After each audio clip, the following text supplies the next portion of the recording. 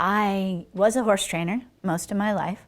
From the time I was 14 until about 10 years ago, that's what I did for a living. Now I'm primarily a photographer and an actress, and the horses and the horse training kind of has melded in with that because of Stacia doing work. She's been in a couple films that I'm in. She's been in a couple of commercials that I wasn't in.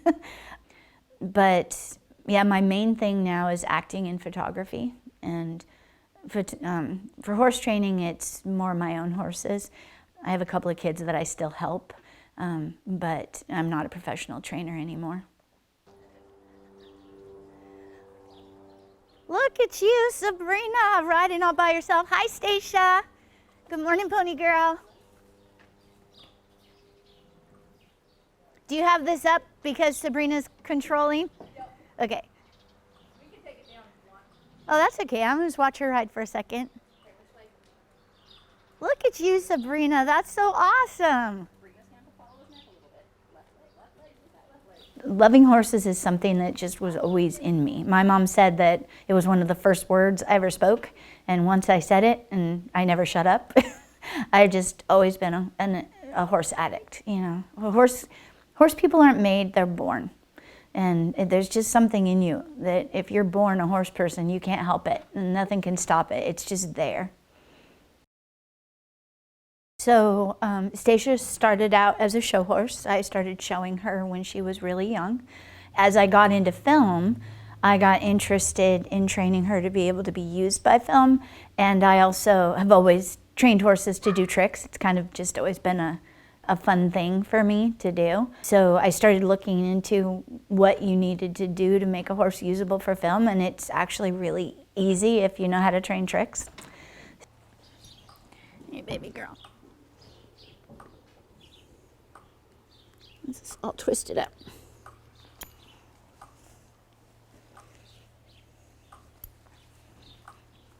It started off just something fun to do. You know, I bred Stacia, so I've had her since she was born, and you can't ride them till they're 3. And so for the first 3 years of her life, you know, I could train her halter and show her in halter classes and in-hand trail and obstacles, but it just gave us something more to do. It was more to teach her how to learn. And that's the thing is, with animals, when you're training them, you want to get them to understand that if they do what you want them to do, there's reward.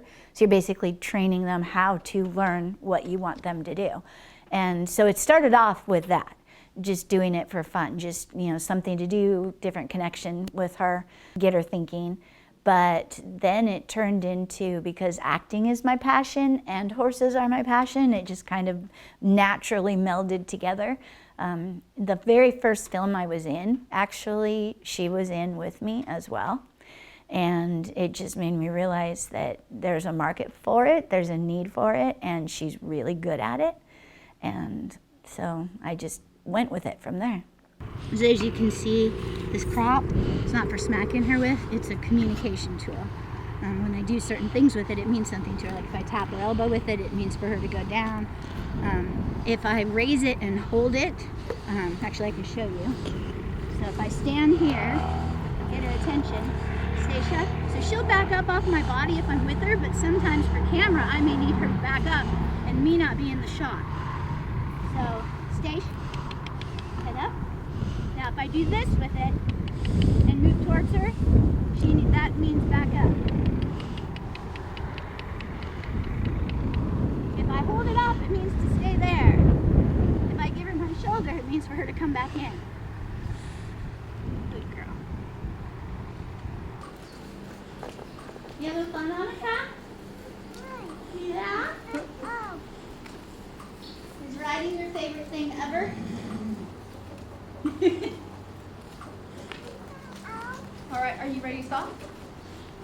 You want to stop? You want to get off? Are you sure?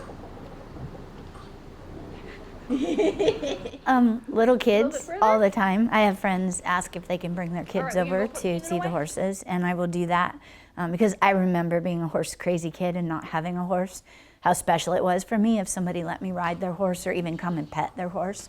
And so I really enjoy sharing that with people. As far as like adults coming over and riding, I've done that too. It's just not something that they ask as often. They can ride Tessa and we can ride together, or they could ride Stacia in the arena. I don't really let people ride Stacia outside of the arena, just because she's so specifically trained. If you put a leg on her, she'll spin at the canter. If you shift your weight, she'll trot sideways. And there's a lot of things that she's trained to do that would be very confusing to her if she's riding with someone who is accidentally cueing her. And she could also move right out from underneath them. Roxanne, like me, was a horse girl her whole life. And so it kind of makes sense that her kids are likely horse girls too. They ended up they rent the house next door from us and they board their horse here. And part of why they chose to rent our house was the ability to board their horse here so that they could have their horse close by and the kids could grow up with the horses. It's a lifelong passion. If you're a horse person, you make sacrifices and you make choices so that you can be around them. There's a joke in the horse world called horse poor. And that's because if you have horses, they're expensive. You're spending money every month feeding them, worming, every 6 to 8 weeks shoeing. There's occasional vet bills, and it's a huge commitment. If you want to go somewhere, you got to hire somebody to take care of your horses, and having horses is a huge commitment. But when you love it, it's your passion. It's it's something that you can't not have in your life. And for Roxanne and her girls, and for my granddaughter, that passion is there. You can see it already in those little kids that, they're just so joyful when they're with the animals. And so that's going to be something they'll continue for the rest of their life.